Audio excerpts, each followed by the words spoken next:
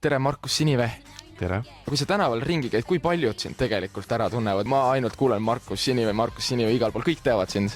Mitte millest mingi ülipalju arvaks, aga tegelikult, kui ma aus olen, ma olen seda sotsiaalmeeles tegelikult päris palju olnud, noored ikka tunnevad ära. Kui noor räägib nii-öelda eesti keelt tema keelena, siis ta ikka tunneb mind ära. Kuidas sina Heidiga toime tuled? Kas sa loed oma kommentaare? Ma loen hästi palju kommentaare tegelikult. Ma vastan väga palju TikTokis kommentaaris kokku, siis tegelikult see aitab kaasa ka nii-öelda engagementil, kui sa vastad tegelikult kommentaaridele. Peamiselt teed tänavaküsitlusi, eks ju? Kust sul see idee tuli või kust sa said aru, et see on see, mis on minu teema? No seda Eestis keegi teinud tol hetkel, ainult Elas tehti neid tänavaintervjuusi, eks ju. Ja siis Tallinnas on üks niisugune tore park, võib-olla olete kuulnud nagu Tammsaare park.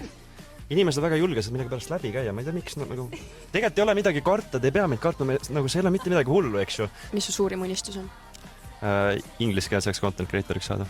Lihtsalt ingliskeelse sisuga on rohkem nagu potentsiaali, eks ju. Eestis tuleb mingi hetk see piir nagu ette, et siis tol hetkel siis nagu väga mingist fondist sa ei saa enam edasi, eks ju, teha.